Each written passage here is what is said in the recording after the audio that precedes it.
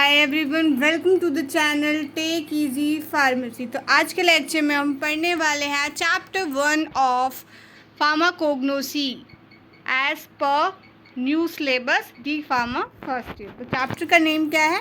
Introduction to pharmacognosy. तो start करते हैं चैप्टर।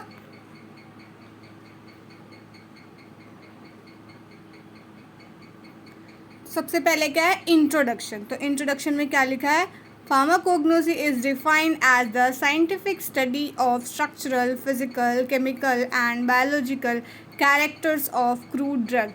मतलब फार्माकोग्नोसी क्या है? फार्माकोग्नोसी क्या है? एक साइंटिफिक स्टडी है जिसके अंदर हम पढ़ते हैं स्ट्रक्चरल, फिजिकल, केमिकल और बायोलॉजिकल कैरेक्टर्स पढ़ते हैं किसके?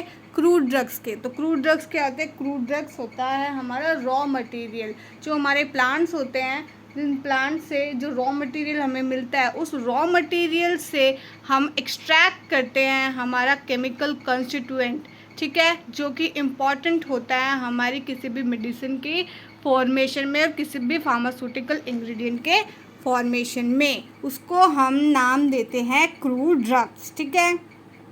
अलॉन्ग विद दी, और क्रूड ड्रग को हम हिंदी में ये भी कह सकते हैं कच्चा पदार्थ, ठीक है। नेक्स्ट है along with their history, method of cultivation and preparation for the market. और इसके साथ साथ हम क्या पढ़ते हैं फार्माकोग्नोसी में कि हम जो क्रूड ड्रग्स है, जो हमारे प्लांट्स है, उनकी हिस्ट्री क्या क्या है, उनको हम कल्टीवेट क्या करेंगे, कल्टीवेशन के क्या क्या मेथड्स होते हैं, और कल्टीवेशन करने के बाद में उसको मार्केट में कैसे एक्सपोर्ट करेंगे, क्या क्या प्रिपरेशन हमें करनी चाहिए, सब कुछ हम किस में पढ़ते हैं? फार्माकोग्नोसी में पढ़ते हैं। नेक्स्ट क्या लिखा है? The word pharmacognosy is derive from Greek word. जो वर्ड है फार्माकोग्नोसी वो ग्रीक वर्ड से लिया गया है। कौन कौन से दो वर्ड है? सबसे पहला है फार्माकोन, जिसका मतलब होता है अ ड्रग, ठीक है। और दूसरा है गिग्नोस्को, जिसका मतलब होता है टू अक्वायर नॉलेज, नॉलेज को प्राप्त करना। तो फार्माकोग्नोसी दो वर्ड से मिलकर बना था। कौन कौन से? फार्माकोन और गिग्नोस्को। आगे क्या लिखा है? The pharmacognosy is a subject of crude drugs obtain from plants, animal and mineral origin. मतलब फार्माकोग्नोसी एक ऐसा सब्जेक्ट है क्रूड ड्रग का जो हमें ऑब्टेन होती है। कैसे कैसे मिलती है हमें क्रूड ड्रग्स? प्लांट से मिलती है, एनिमल से मिलती है और हमारे मिनरल ओरिजिन से हमें मिलती है। आगे क्या लिखा है? Sources of crude drug. तो हमें कैसे कैसे हमारी क्रूड ड्रग मिलती है, तो उसके सोर्स क्या क्या है? सबसे पहला है प्लांट सोर्स। प्लांट सोर्स से हमें क्या क्या मिलता है? नीम मिलता है, बबूल, तुलसी, सैफरन, क्लोव एक्सेट्रा। ये सब क्या है? ये सब हमें किससे मिलते हैं? प्लांट से, ठीक है। यहाँ पे डायग्राम है हमारा, क्या लिखा है? Drugs made from plants. तो कौन कौन से ड्रग हमारी प्लांट से मिलकर बनी हुई थी? यहाँ पे देखो इमेज है, तो देखो कोका से मिलकर बनता है हमारा थियोफेथलीन, ठीक है। फिर उसके बाद में यहाँ पे प्लांट बना हुआ है पॉपी, पॉपी प्लांट से हमें क्या मिलता है? कोडीन। फिर यहाँ पे क्या है? ये कॉफ़ी, कॉफ़ी में क्या होता है? कैफीन, ठीक है। फिर उसके बाद में क्या है? मिंट, मिंट से हमें मिलता है मेंथॉल, ठीक है। फिर क्या? ये फॉक्स ग्लोव, एक मिनट। फिर यहाँ पे ये है फॉक्स ग्लोव, फॉक्स ग्लोव से हमें मिलता है डिजिटलिन। फिर है टोबैको, टोबैको में क्या होता है? निकोटीन। तो ये क्या है? हमारे प्लांट, प्लांट से हमें क्या मिले हैं? हमारे क्रूड ड्रग्स के जो क्या है? केमिकल कंस्टिट्यूएंट, जो कि यूज़ होते हैं हमारी इंडस्ट्री में मैन्युफैक्चरिंग के लिए, ठीक है। नेक्स्ट है हमारा एनिमल सोर्स। तो एनिमल सोर्स क्या है? Honey bee, bees wax, silk, insulin, cod liver oil and shark liver oil. तो ये क्या है? एनिमल सोर्स से जो हमें क्रूड ड्रग्स मिलती है उनके नेम है। तो ये हमारा स्ट्रक्चर है किसका? बीज वैक्स का, ठीक है। इमेज हमें जो शो हो रही है, ठीक है। फिर क्या है? Mineral source. मिनरल सोर्स में क्या क्या मिलता है हमें? Chalk, kaolin, bentonite, talc, borax etcetera. तो ये हमें हमारे मिनरल सोर्स से मिलते हैं, हमारे अर्थ क्रस्ट से, ठीक है। ये यहाँ पे बेंटोनाइट का डायग्राम है, ठीक है। फिर क्या है, माइक्रो ऑर्गेनिज्म। तो माइक्रो ऑर्गेनिज्म से हमें क्या क्या मिलता है, एंटीबायोटिक्स, ठीक है। एंटीबायोटिक्स किससे मिलकर बनी होती है, माइक्रो ऑर्गेनिज्म। एग्जाम्पल क्या है हमारा, क्या है, पेनिसिलिन, ठीक है।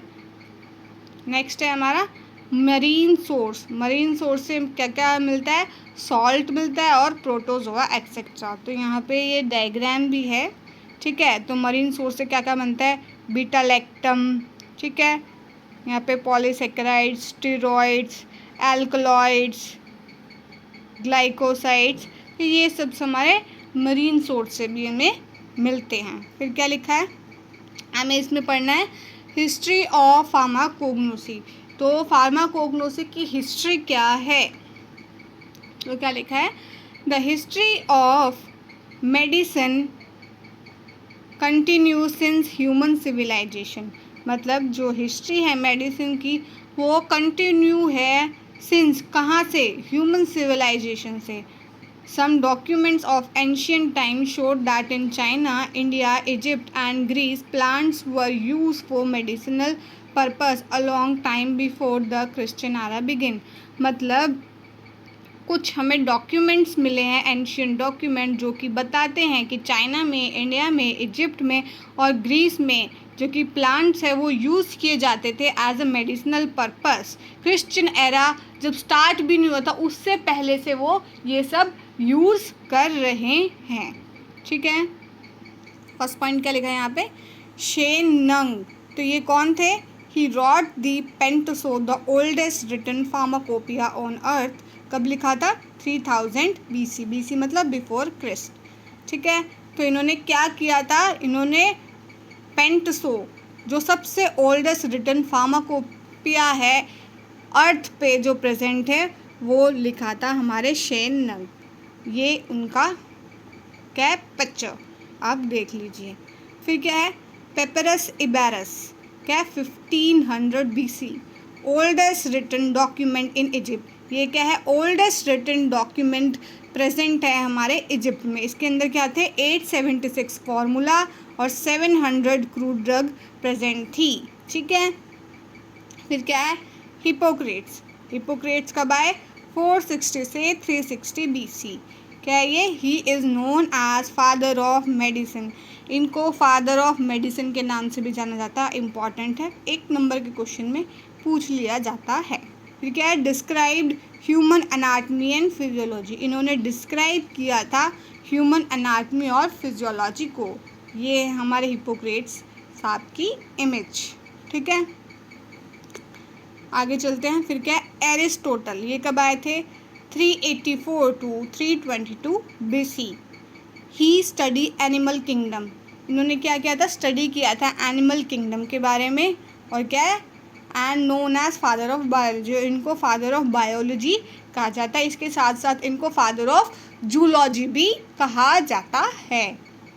ये हमारे एरिस्टोटल, ठीक है।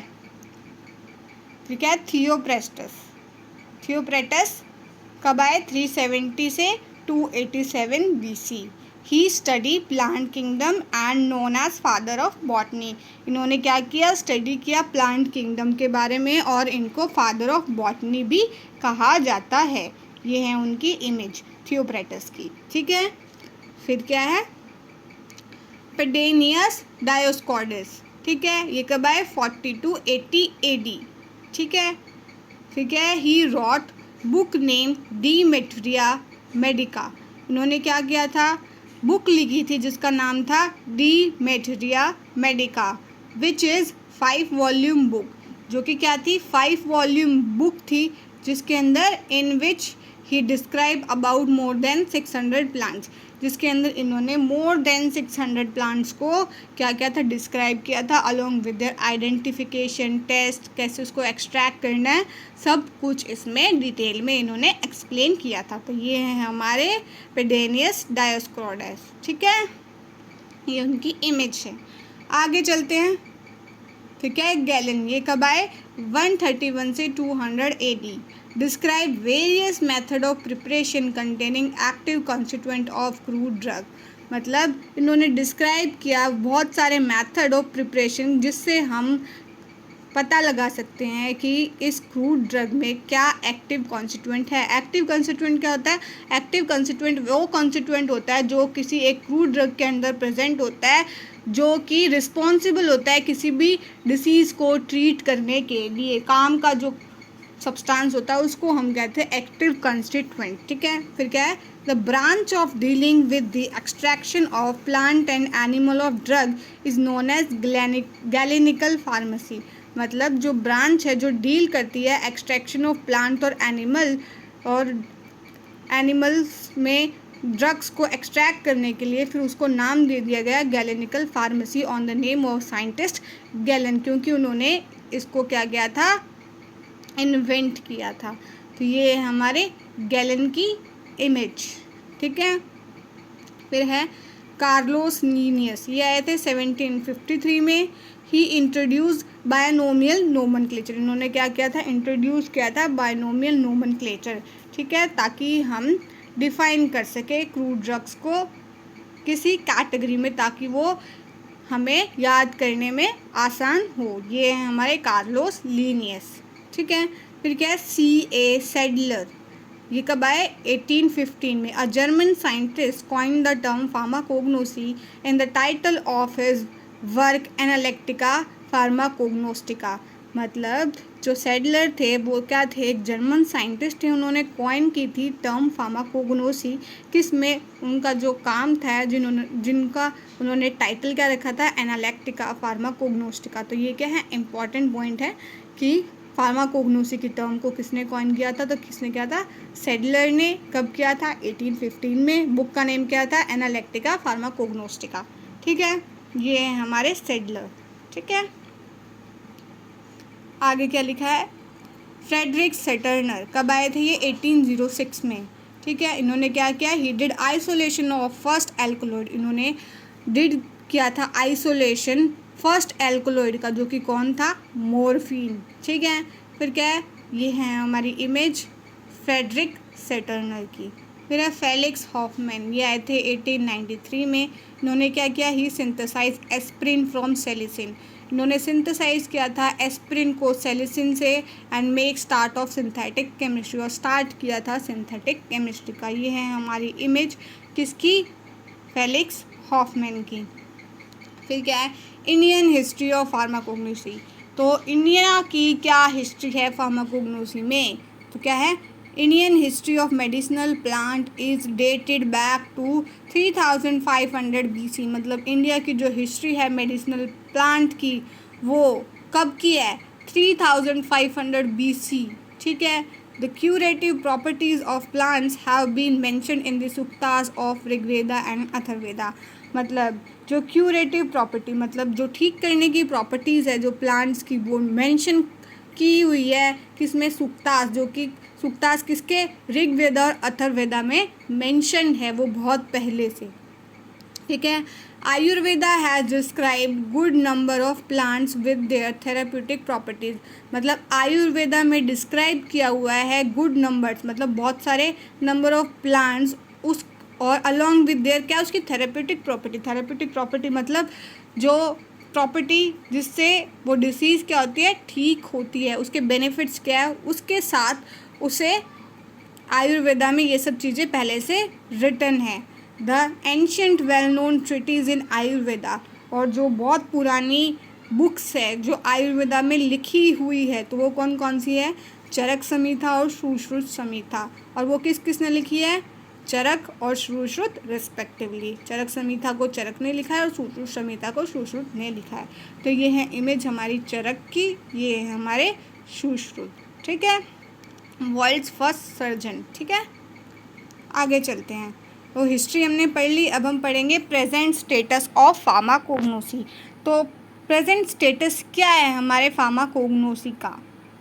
तो फर्स्ट पॉइंट लिखा है, at present time the people have realize that the use of natural occurring drugs are not only economical but even safer too. मतलब आज के समय में पीपल जितने भी हैं उन्होंने रियलाइज़ किया है कि जो हम यूज़ करते हैं नेचुरली अकरिंग ड्रग, वो इकोनॉमिकल तो है, मतलब सस्ता तो है, उसके साथ साथ क्या सेफ भी है हमारी बॉडी में।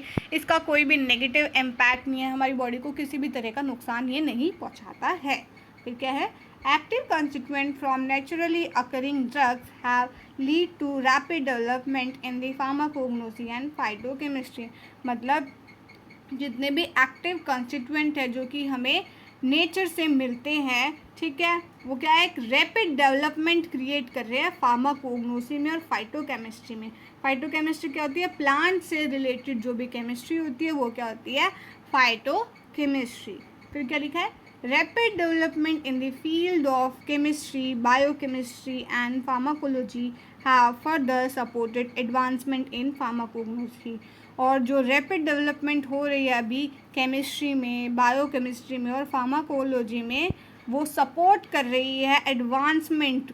किसकी एडवांसमेंट, फार्माकोग्नोसी की एडवांसमेंट को ये क्या कर रहे हैं, सपोर्ट कर रहे हैं। नेक्स्ट है, plants like podophyllum, liquorice, valerian, artemisia, veratrum were earlier considered to be less important. जो जितने भी प्लांट्स थे पहले इनको लेस इम्पॉर्टेंट माना जाता था, बट जब उनका क्या हुआ, री इवोल्यूशन, ये इवॉल्व होते हुए ये क्या हुए, हैज़ एस्टैब्लिश देयर यूटिलिटी। तो इन्होंने क्या एस्टैब्लिश कर ली, इनकी यूटिलिटी, मतलब ये भी काम आने लगे हमारी डिसीज़ को ट्रीट करने के लिए। फिर क्या है, स्कोप ऑफ फार्माकोग्नोसी, अगेन ये इम्पॉर्टेंट है, हिस्ट्री भी इम्पॉर्टेंट थी, ठीक है। अगर आपका स्कोप 3 नंबर के क्वेश्चन में आए तो जस्ट आप ये जितने पॉइंट्स लिखे हुए हैं ये रिटर्न कर देना एग्ज़ाम में। अगर ये 5 मार्क्स में आए तो आपको इन पॉइंट्स को एक्सप्लेन भी करना होगा। तो सबसे पहला पॉइंट क्या है, सिंथेटिक ड्रग एंड एंटीबायोटिक्स। इसमें इसका इम्पॉर्टेंस है, मतलब सिंथेटिक ड्रग्स जो बनती है और एंटीबायोटिक्स बनती है उसमें। Cultivation and domestication of the medicinal plant, जो हमारे मेडिसिनल प्लांट है उसको हम कैसे कल्टिवेट करें, कैसे उसको डोमेस्टिकेट मतलब कैसे उसको रखें, कैसे उसे एक्सपोर्ट करें, सारी जितनी भी चीज़ें हैं वो हम इसमें पढ़ते हैं। कैसे का एक scope. Analysis of phytochemical, phytochemical का एनालिसिस कैसे करें। फाइटोकेमिकल्स क्या होते हैं, प्लांट से जो हमें केमिकल्स मिलते हैं उनको हम कहते हैं फाइटोकेमिकल्स, ठीक है। फिर क्या है, the steroid industry, steroid industry में भी इसका स्कोप है। स्टेरॉयड इंडस्ट्री क्या होती है, जो भी हमारी बॉडी में हॉर्मोन्स प्रेजेंट होते हैं उनको हम नाम देते हैं स्टेरॉइड्स, ठीक है। फिर क्या है, हर्बल प्रिपरेशन में जितने भी हर्बल प्रिपरेशन होती है प्लांट से, जितने भी जो चीज़ें प्रिपेयर की जाती है उनको हम क्या नाम देते हैं, हर्बल प्रिपरेशन। फिर क्या है, फ्लेवरिंग एजेंट्स एंड परफ्यूम्स में, फ्लेवरिंग एजेंट किस में यूज़ होते हैं, फूड में यूज़ होते हैं, ठीक है, और भी चीज़ों में यूज़ होते हैं। परफ्यूम्स जो हम यूज़ करते हैं, ठीक है, तो परफ्यूम्स में भी यूज़ होता है। परफ्यूम किससे बनते हैं, हम फ्लावर से बनते हैं, वो किससे मिलते हैं, प्लांट से मिलते हैं। तो प्लांट्स ये सब किस में आता है, फार्माकोग्नोसी में आता है। तो ये क्या स्कोप है, ठीक है। फिर क्या है, preparation of general tonics and stimulants, मतलब जो जनरल टॉनिक्स बनती है कोल्ड की, कफ की और स्टिमुलेंट्स ये सब बनाने में। यूज इन फाइटोमेडिसिन, प्लांट से जो भी मेडिसिन बनती है उन्हें बनाने में। यूज इन कॉस्मेटिक्स, और कॉस्मेटिक्स की आजकल प्रिपरेशन में नेचुरल प्रोडक्ट्स आजकल बहुत यूज़ हो रहे हैं, ठीक है, क्योंकि वर्ल्ड वाइड इसका जो प्रोडक्शन है वो इंक्रीज़ हो गया है और पीपल इसको यूज़ कर रहे हैं, ठीक है, because of its reduced effect of side effects, ठीक है। आगे चलते हैं, अब हमने इनको एक्सप्लेन किया है इन्हीं पॉइंट्स को। तो सबसे पहला पॉइंट क्या है, हर्बल मेडिसिन। तो क्या है, since herbal medicine do not have any or not have any toxic or side effect unlike other medicines, so they gain popularity in the recent year। मतलब जो हमारी हर्बल मेडिसिन है उनका एक तो क्या है, वो टॉक्सिक नहीं होती है, दूसरा इसका साइड इफ़ेक्ट भी नहीं होता है, इसलिए क्या है, दूसरी मेडिसिन की तरह इन्होंने क्या कर लिए, पॉपुलैरिटी गेन कर ली है कुछ ही सालों में, ठीक है। इसलिए हर्बल मेडिसिन का क्या हो गया है, प्रोडक्शन क्या हो गया, इंक्रीज़ हो गया है कुछ ही सालों में, ठीक है। फिर क्या लिखा है, synthetic drug and antibiotic, The demand of pharmaceutical product of the plant origin has increased due to worldwide use of synthetic drug and antibiotic. मतलब जो डिमांड है फार्मास्यूटिकल प्रोडक्ट की जो कि प्लांट से मिलकर बने हुए होते हैं वो इंक्रीज़ हो गई है वर्ल्ड वाइड, क्योंकि जो सिंथेटिक ड्रग और एंटीबायोटिक्स की वजह से, जो सिंथेटिक ड्रग्स और एंटीबायोटिक्स होते हैं उनके क्या होते हैं, साइड इफ़ेक्ट्स ज़्यादा होते हैं, जबकि इनके क्या होता है, कम होते हैं, सेफ़र होती है। तो इनकी वजह से इनका क्या हो गया है, डिमांड और प्रोडक्शन दोनों ही इंक्रीज़ हो गया है। फिर क्या है, plant drug and remedies. Complex disease like cancer and AIDS are treated by plant drug and remedies. मतलब जो कॉम्प्लेक्स डिसीज़ भी है जैसे कि कैंसर हो गया, एड्स हो गया, वो भी हम ट्रीट कर रहे हैं प्लांट से बनी हुई ड्रग्स से और रेमेडीज से, which are safer than the synthetic medicine, जो कि सेफ है सिंथेटिक मेडिसिन के कंपैरिजन में। ठीक है, फिर क्या है, alkaloids, glycosides and antibiotics. A large number of these substances have been isolated, identified and used as a curative agent. मतलब जो लार्ज नंबर ऑफ सब्सटेंस है जो भी हम आइसोलेट कर रहे हैं, आइडेंटिफाई कर रहे हैं यूज़ करने के लिए, क्या ये क्यूरेटिव एजेंट है, हमारी डिसीज़ को ट्रीट करने के लिए हेल्पफुल है। ठीक है, फिर क्या, natural products. These have been used as a drug substitute for semi-synthesis of many potent drug. ये हम यूज़ करते हैं बहुत सारी ड्रग्स को सब्सटीट्यूट करने के लिए और सेमी सिंथेसिस प्रोडक्शन और पोटेंट ड्रग्स को डिक्रीज़ करने के लिए। जैसे कि नेचुरल प्रोडक्ट्स है, ठीक है, उसमें हमारे पास कोई ड्रग वहाँ पे अवेलेबल नहीं है उस टाइम पे, तो हम उसकी जगह उसी सिमिलर फार्माकोलॉजिकल एक्शन से जो भी हमारी ड्रग है जो सिमिलर फार्माकोलॉजिकल एक्शन शो करती है तो हम वो यूज़ कर सकते हैं। तो हमने क्या किया, वहाँ पे सब्स्टिट्यूशन मेथड यूज़ किया। ठीक है, नेचुरल प्रोडक्ट्स को हम यूज़ करते हैं। तो ये सब क्या है, इसके स्कोप। तो चैप्टर हो गया है फिनिश, यहीं तक था हमारा चैप्टर। तो चैप्टर हो गया कंप्लीट। आगे हम पढ़ेंगे चैप्टर 2 ऑफ हमारा फार्माकोग्नोसी। चैप्टर का नेम है क्लासिफिकेशन ऑफ फ्रूट ड्रग। तो ये हम पढ़ेंगे नेक्स्ट लेक्चर में। तो आई होप आपको वीडियो समझ में आई होगी और वीडियो अच्छी भी लगी होगी।